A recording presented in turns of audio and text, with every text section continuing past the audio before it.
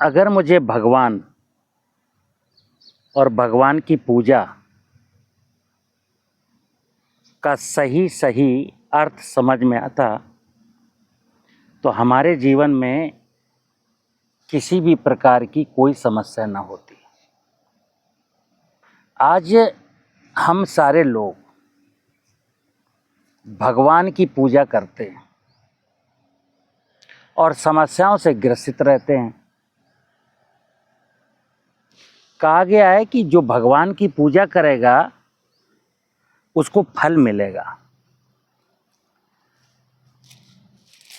कर्म ही पूजा है।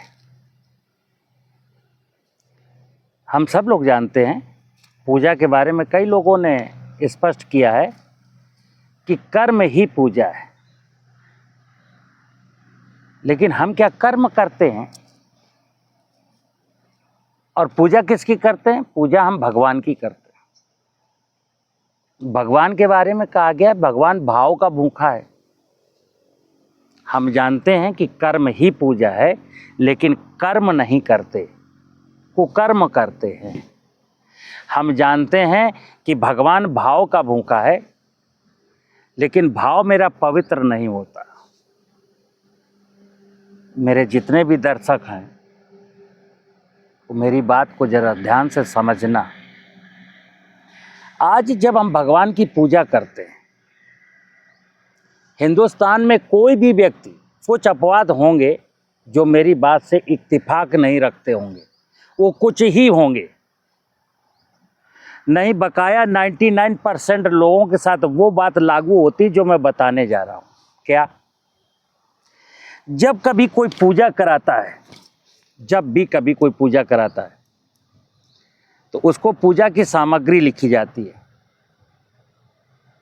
कि 2 किलो घी, 1 किलो चावल, इतना रोली, सुपारी, कलावा, नारियल, चंदन, धूप, जो कुछ भी लिखी जाएगी। आप देखिएगा कि हम अपने लिए जब अपने खाने के लिए घी खरीदते हैं तो 10 जगह पूछते हैं, चाहे 1000 रुपये में मिले या 1200 रुपये में मिले किलो, हम घी को ठोंक बजा के लाते हैं। बेशक हमको भी सही मिलता नहीं है, वहाँ भी मिलावट है, लेकिन जब पूजा के लिए घी लाते हैं तो हमको घी 220 रुपये किलो मिल जाता है और हम प्रेम से ले आते हैं। क्यों? भगवान को ही तो चढ़ाना है, क्या फर्क पड़ता है? भगवान कौन समझ पाएगा? ठीक इसी प्रकार जब अपने घर में नारियल खाना होता है या नारियल की बर्फी जमानी होती है तो पानी को हिला हिला के देखते हैं, बनिया से पूछते हैं कि सड़ा निकल जाएगा तो वापस कर जाऊंगा। लेकिन जब भगवान की पूजा का नारियल होता है तो 20 रुपए का नारियल मिलता है। हर मंदिर के आगे नारियल ज़्यादातर ऐसे खराब छोटे वाले मिलते हैं। अपने लिए तो नारियल 40 रुपए का मिलता है, भगवान वाला नारियल 20 का मिलता है। आज मैं बात कर रहा हूँ भगवान की, भगवान और भगवान की पूजा की। क्योंकि हमको जीवन में सुख चाहिए। जैसे भगवान की पूजा क्यों करते हैं? आज की तारीख में हम सब लोग भगवान की पूजा क्यों करते हैं? तो देखना आप, एक्चुअली क्या भगवान क्या देता है हमको? भगवान हमको सुख देता है, शांति देता है। 3 शब्द हैं, सुख, शांति एवं समृद्धि। समृद्धि इटसेल्फ भगवान है, और जहाँ समृद्धि है वहाँ सुख है और शांति है। तो समृद्धि के लिए पूजा करनी है। समृद्धि का मतलब खुद की समृद्धि नहीं, इस प्रकृति को समृद्धशाली बनाए रखने के लिए की जाने वाली पूजा ही भगवान की पूजा है। अगर ये प्रकृति समृद्ध है तो मेरे जीवन में सुख और शांति दोनों आने वाली हैं। कैसे? कहते हैं पहला सुख निरोगी काया, आप सब लोग जानते हैं। और निरोगी काया कैसे होगी? जब मैं श्वास लेता हूँ 21,000 बार और उस श्वास ली हुई श्वास में ऑक्सीजन की मात्रा 21% होगी। जब मैं 10 बार पानी पीता हूँ, पानी में हैवी मेटल्स नहीं होंगे लेकिन मिनरल सब होंगे। और जब मैं भोजन खाता हूँ तो भोजन में सारे पौष्टिक तत्व होंगे। कंटामिनेशन को, केमिकल का कंटामिनेशन नहीं होगा, तो मैं स्वस्थ रहूँगा। और जो व्यक्ति स्वस्थ होगा शरीर से और मन से, उसी के जीवन में शांति आ सकती है। तो भगवान की पूजा करनी। भगवान की पूजा का करना क्या ना, जैसे अभी जो करते हैं, देखिए आप हमारी बात का बुरा मत माने मित्र, अन्यथा भी मत लें, और नहीं तो जिंदगी भर ये भटकाव चलता रहेगा। लोगों ने कहा कि अमुक, जैसे आज महाशिवरात्रि का पर्व है, कि जो व्यक्ति शिवलिंग में धतूरा चढ़ाएगा, बेलपत्र चढ़ाएगा, दूध चढ़ाएगा, उसको मोक्ष मिलेगा। जो व्यक्ति गंगा नहाएगा आज के दिन, उसका कल्याण हो जाएगा। कहने को लोग कुछ भी कहें, लेकिन आज की तारीख में तो किसी का कल्याण होते हमको दिख नहीं रहा। कारण कि हम पूजा के नाम पर, हमने पूजा के नाम पर कुछ आडंबर करने शुरू कर दिए। जैसे मैं एक चीज़ बताता हूँ, पूजा का भगवान का रिश्ता बता रहा हूँ। परमात्मा, ये जो मेरी बात है, परमात्मा, भगवान और इंसान की खुशियों से जुड़ा हुआ विषय है। क्योंकि मैं जो भी कर्म करूँगा अपने आनंद के लिए करूँगा, अपने सुखी जीवन के लिए करूँगा, सामाजिक समरसता के लिए करूँगा, प्रकृति की समृद्धि के लिए करूँगा।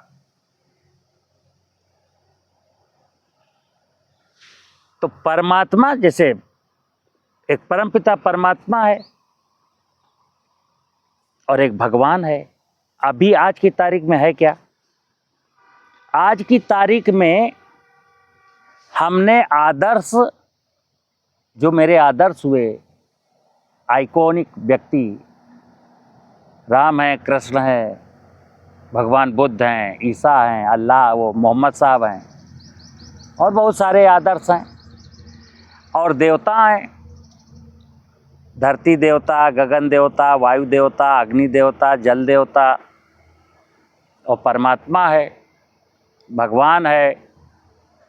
सबको एक ही भगोने में डाल करके खिचड़ी बना डाली मैंने।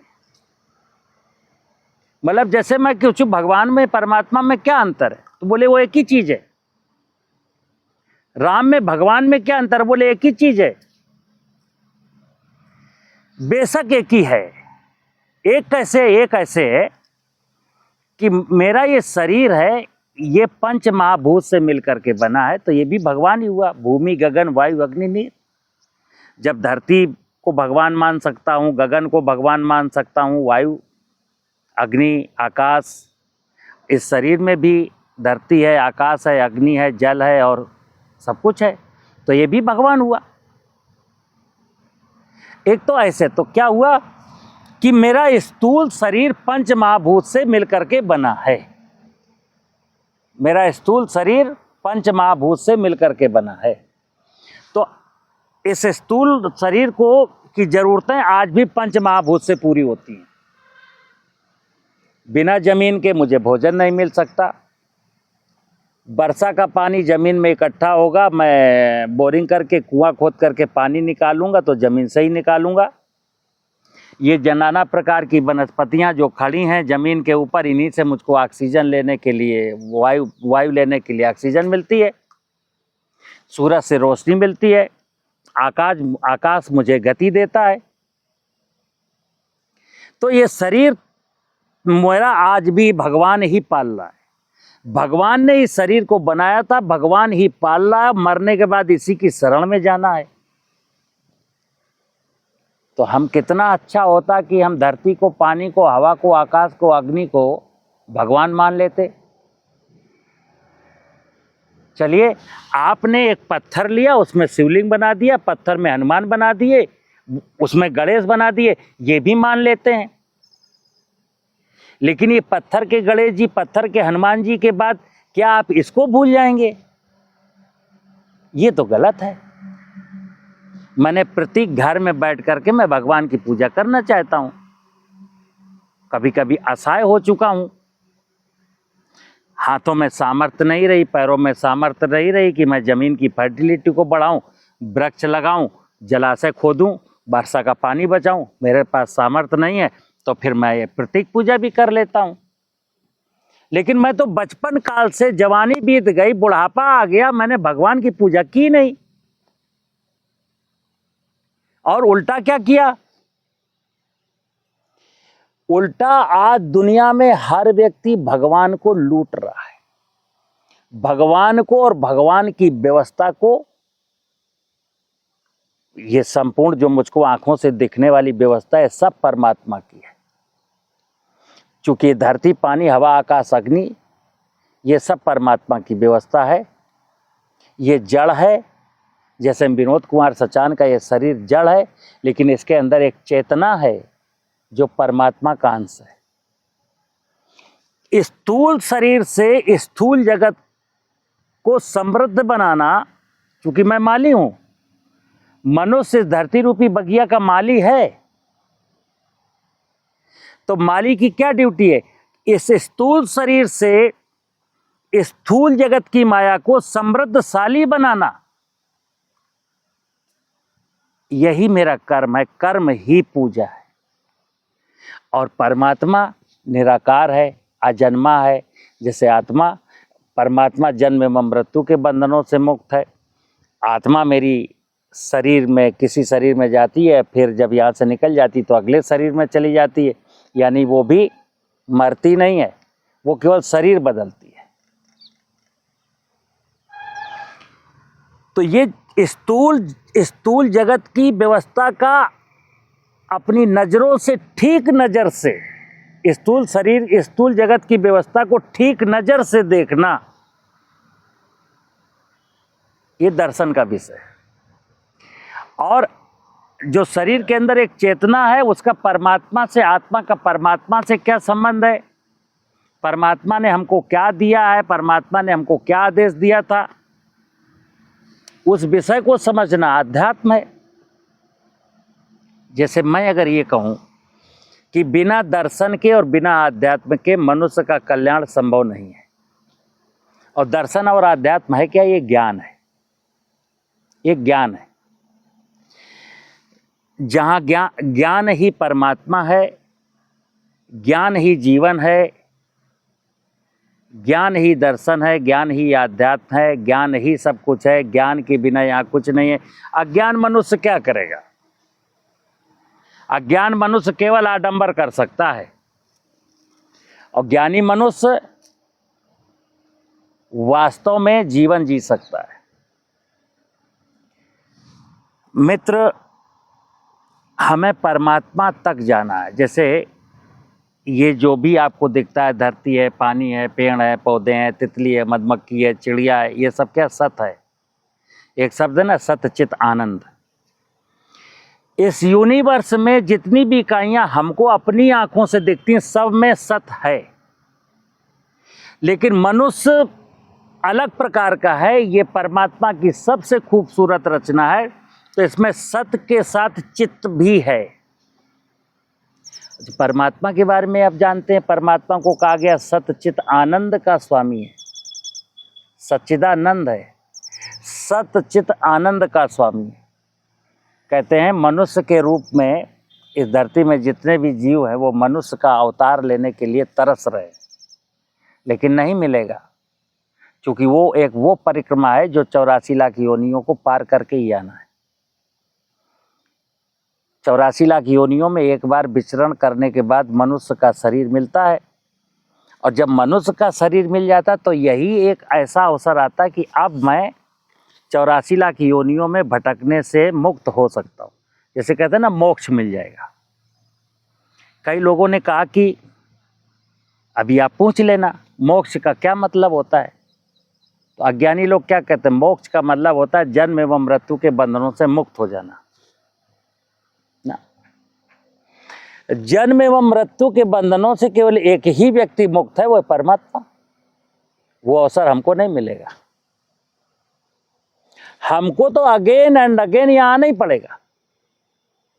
मोक्ष का मतलब है, मुक्ति का मतलब है कि अब मुझे दोबारा 84 लाख योनियों की परिक्रमा में ना जाना पड़े।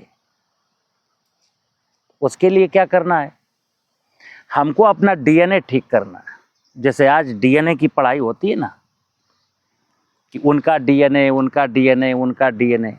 जानते हो ओरिजिनल शब्द क्या है, इसकी ओरिजिनल मीनिंग क्या है? कि इस संसार में हमको जो कुछ भी दिखता है, एक पक्षी एक पक्षी क्या, पक्षी है लाखों प्रकार के पक्षी, तितलियां, मधुमक्खियां, लाखों प्रकार की वनस्पतियां। अब जिस वनस्पति का, जिस जलचर का, जिस थलचर का, जिस नभचर का जो निमित्त है यहाँ आने का, धरती में आने का, जैसे मैं कई बार बोलता हूँ, यहाँ जितनी भी इकाइयाँ कोई अकारण नहीं है, सबके यहाँ पर होने का कोई ना कोई कारण है। तो जो जिस कारण से है उस कारण को पूरा करे, यानी जो जिस काम के लिए आई है उस काम को निभाए, यही उसका डीएनए। पीपल के पेड़ का डीएनए, बरगद के पेड़ का डीएनए, महुआ के पेड़ का डीएनए, तुलसी के वृक्ष का डीएनए, एलोवेरा का डीएनए, नीम का डीएनए, कौआ का डीएनए, कबूतर का डीएनए, भैंस का डीएनए, गाय का डीएनए। जो इकाई परमात्मा ने, परमात्मा एक सुपर कंप्यूटर है, उसकी बहुत बड़ी प्लानिंग है, वो पूरे प्लान के साथ पूरी सृष्टि की रचना हुई है। जो इकाई जिस निमित्त के लिए आई है और वो वही काम करे, एक जो गुण है ना, किसी भी इकाई का कोई गुण है, उसको निभाना उसका धर्म है। जैसे मनुष्य का एक गुण है और उस गुण को धारण करना, उसको निभाना उसका धर्म है। अब धर्म के नाम पर भी ढेर सारे आडंबर हैं। जैसे लोगों ने कहा रामायण पढ़ना धर्म है। रामायण पढ़ना धर्म नहीं है, रामायण बन के राम बनना धर्म है।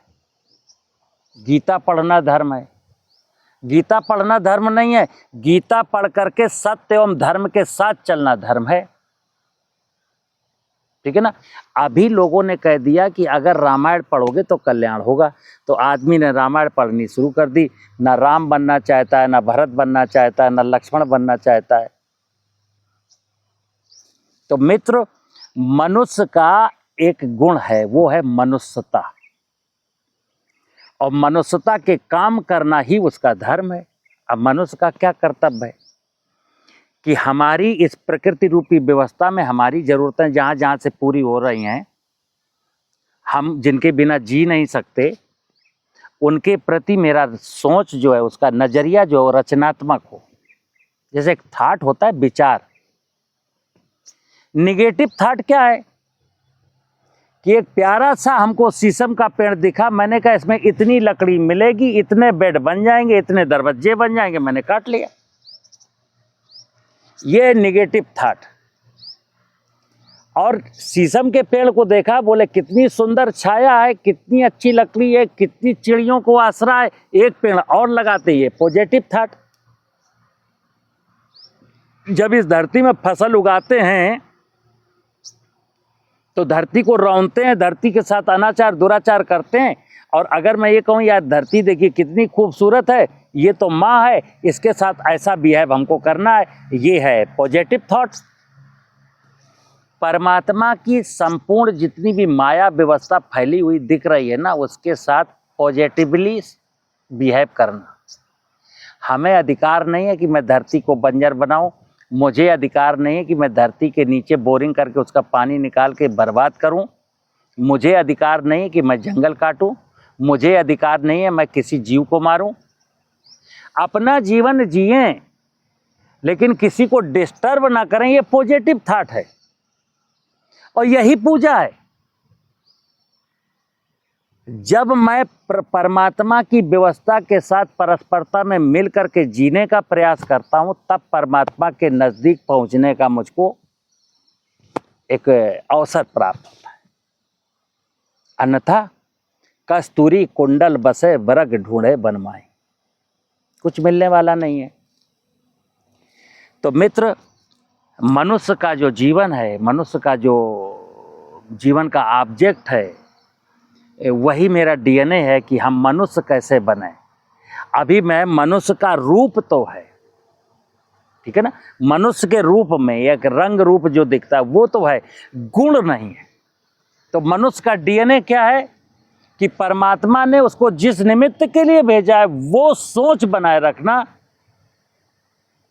वो विचार, वो सद विचार, वो सद आचरण, वो सद कर्म, जिसके लिए, जिस निमित्त के लिए मैं इस धरती पर अवतरित हुआ हूं, अगर वो विचार, वो आचरण, वो कर्म मैं करता हूं तो मेरा डीएनए मनुष्य का है।